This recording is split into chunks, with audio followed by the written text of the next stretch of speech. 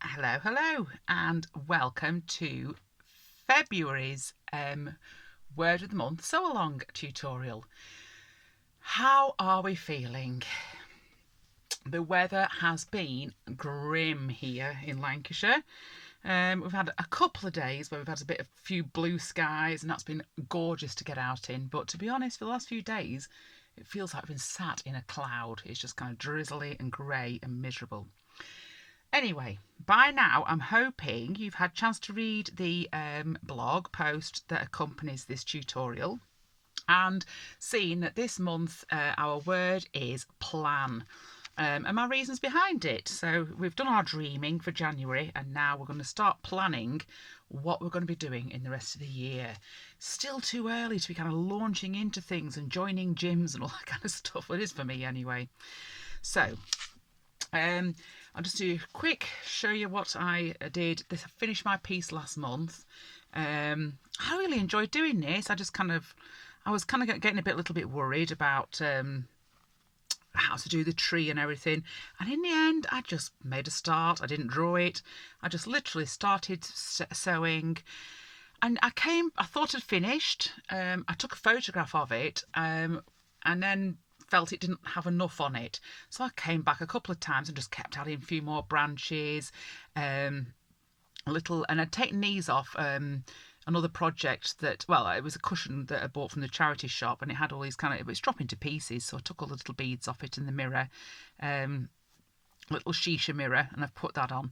So I'm happy with that. It's only taken me a couple of hours to do the whole thing. It's not supposed to be a marathon chore. And I also had an idea about the cover of the book. So what I'm going to do is each month, I'm going to keep a little square of fabric from that particular month, and I'm going to stitch it on to like an index page of the book, so that it's got the stitch on and the colour of the fabric I used, because we are going to be making a front and a back cover, and I thought it'd be nice to have something on those as well. So that's that bit. That's January for me done, and I'm just popping that in a basket so that it's all saved. So for February, obviously the word is plan, but I've been looking at, it's Valentine's Day, there's all kinds of stuff, the sap's starting to rise in the trees, and things are beginning to start, getting ready to grow again. So I was looking through all my fabrics, and I found this. This is what I'm going to be sewing onto this month. And this is something I did at university when I was doing my textiles degree. I think it's what we call sublimation printed.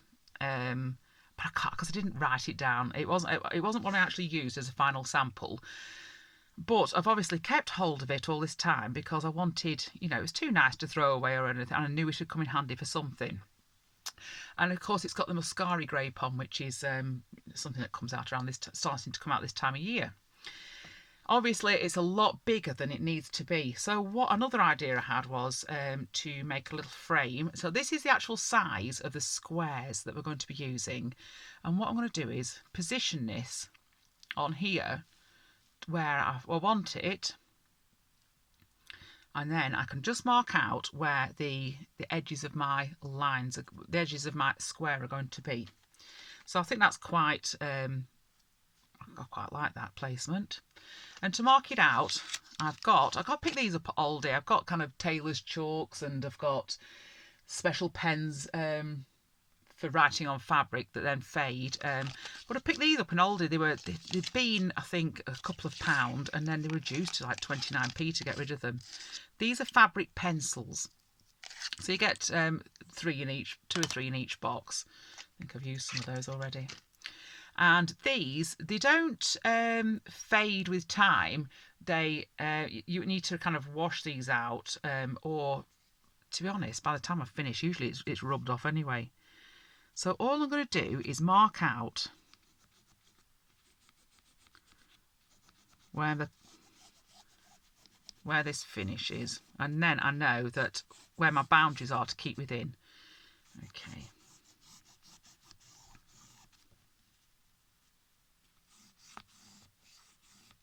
Okay, so I've got a kind of a rough outline there of where it's going to be.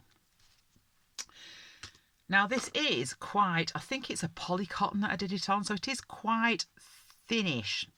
And the technique I'm going to be showing you this week is called couching, and so it needs to be a little bit more substantial. So what I've done is I've just got another piece of cotton from out of my collection, and I'm going to back it with that. And I'm not going to cut this smaller yet. I'm going to actually do this one on an embroidery hoop. I mean, it's not, you don't necessarily need an embroidery hoop, but at the moment I've been doing quite a few different stitches, and I'm really enjoying using one because it gives you that little bit of stability. So, where's my next bit? I've been messing about writing some letters out. As you can see, I've gone over it a few times, and I'm quite happy with that. And what I did was, again, I drew the size of the area I've got, and I tried to fill it a bit more this time with it. So I'm going to get this onto here. I'm just going to put it in between, and I can just about see that through it. But it doesn't matter if it's not perfect. I'm going to turn it a little bit because I'm left-handed, and I like to be able to I have to write on a bit of an angle. So I'm just going to go through, and all of this is actually going to be covered with your stitching as this, so you won't see. You can actually do something a little bit harder behind that just to lean on. Let me grab, what have we got? Something hard, a book, a library book will do. Let's grab that. I'm just going to plonk this on here, just so I've got it's a bit of a squishy surface. Just need something a bit harder to put it on, a bit more solid, so I can see my lines through there. I'm going to just go over that. Might be a little difficult to see with these colours. And so P, L, and again, it doesn't have to be perfect as long as you can read it.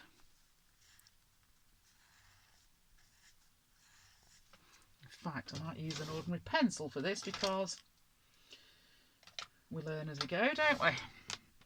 It might stand out a bit more.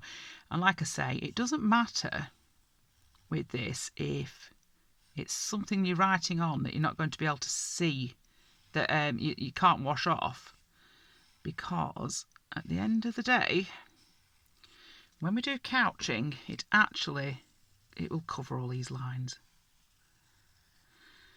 So don't feel like you have to do these particular techniques. It may be that you're learning, you've never done them before and you want to give them a try. Or it may be that you want to do something completely different. You've tried it in the past, you don't like it, whatever. This is a no rules, no stress kind of project. Plan. There we go. So, I think that's kind of, I'm not sure whether that looks straight or not now. It looks a little bit wonky, doesn't it? Let's bring that down there a bit.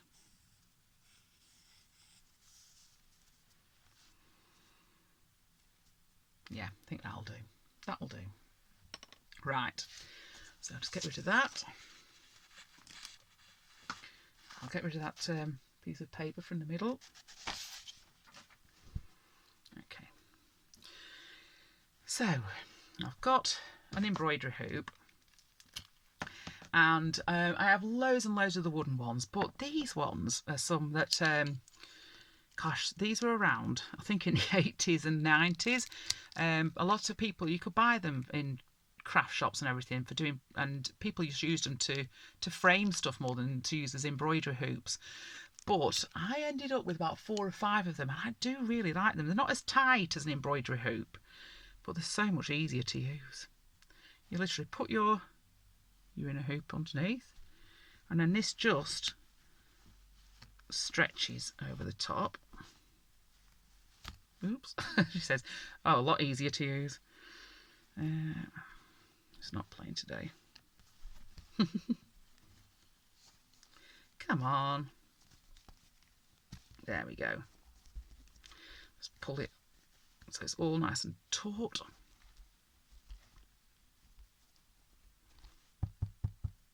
Brilliant. Right, now then, so couching is basically stitching down another yarn. So you're not using the yarn to stitch with, you are stitching the yarn down. Now, I picked up a pack at, it must have been like a knitting and stitching show or a yarn show somewhere, and it came with all these little scraps of yarns in it. I loved them all together. That's probably why I picked it up. I think it might even have come from like one of these independent yarn dyers.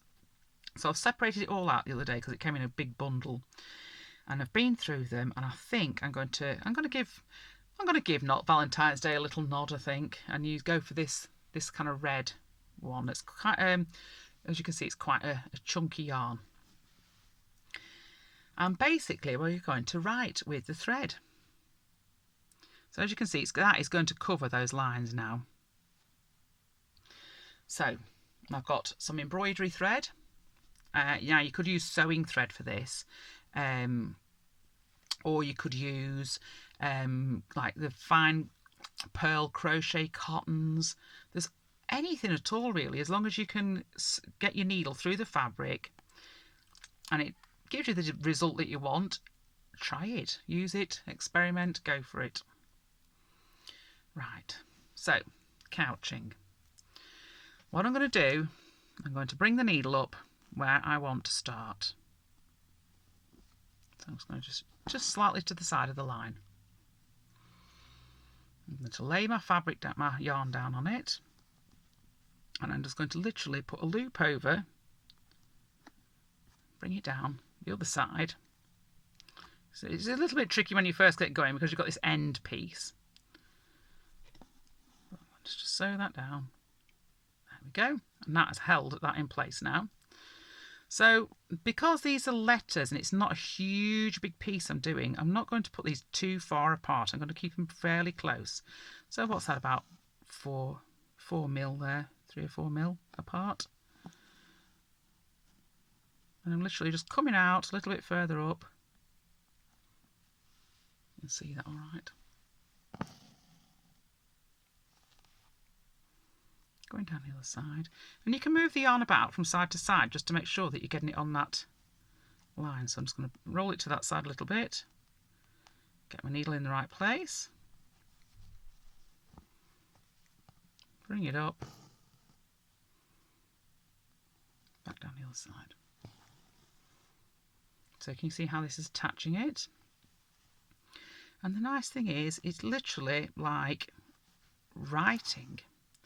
You don't need to take the yarn off the fabric. Rolling it to that side. Roll it back to that side. So you're getting that as close as you can to it. And you can do lovely corners with it, because once you get to the corner, so I keep you get kind of engrossed and then don't realise that your hands have moved and trying to fit it in there. Right, so can you see that now? Oops, I dropped it. So I'm bringing it up that side, through there, back down there. I think a few weeks ago I was on a Facebook page, and as you do, and somebody had mentioned an app called Finch. So of course I had to download it, and it's kind of to help you focus a little bit.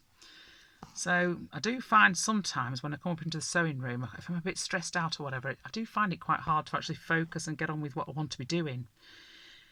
It's got this brilliant little tool on it. It has these kind of soundscapes of all kinds of things. So it has like the sound of rain on a tent, or finches in a forest, and you can kind of set a timer and put your headphones on. And I'm just going to bring this back down this side a little bit. And yeah, I kind of set it up the other day, found a nice bird call that I liked. It was sounding very relaxing.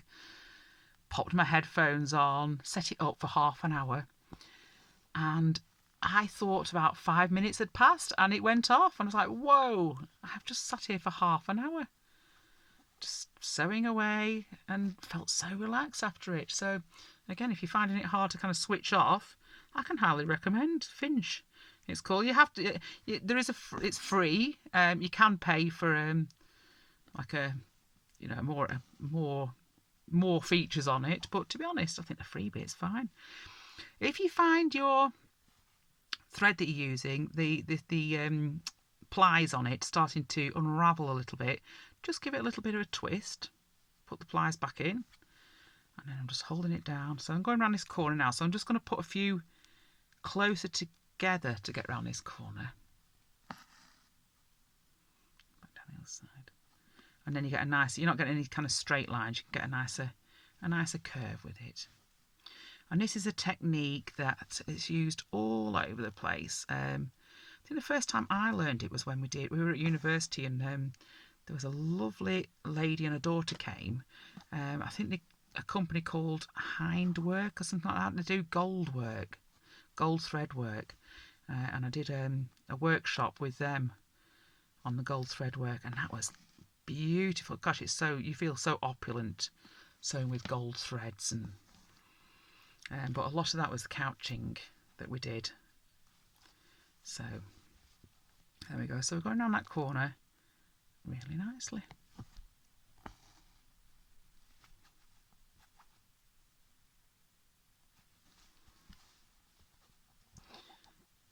So as you see, you could probably do this without a hoop. You do not need an embroidery hoop, but at the moment I'm kind of enjoying having that. It just keeps your fabric really taut. You're not flopping about. And if you've got a tool that you enjoy using, use it. If it makes the job easier, use it.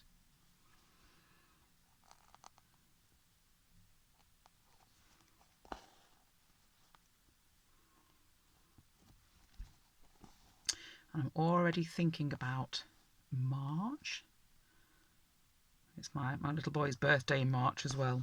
There was I bought an almanac of 2023 a few weeks ago, and I was reading that the other night, and one of the things it said about was it February? I love this little old wives' tale. It says, if your cat lies in the sun in February, it will be lying behind the stove in March.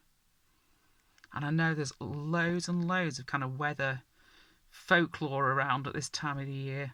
I love it. I don't know whether any of it's even relevant anymore with climate change and everything else, but it's interesting. It's interesting to see if these things actually occur and come true. There we go. That's looking pretty good. Right. So, I think, hopefully, is that focused? Hopefully that keeps, there we go, can you see that? Yeah, brilliant. So I'm going to carry on and finish all that off. And I'm thinking I may do some kind of snowdrops, or a few, other little flowers, some more stitching on it. So whatever ideas come to me this month, I'll just keep adding little bits to it. So other than that, have a brilliant month. Don't feel the pressure. Just take your time, enjoy yourself, and I shall see you back in March.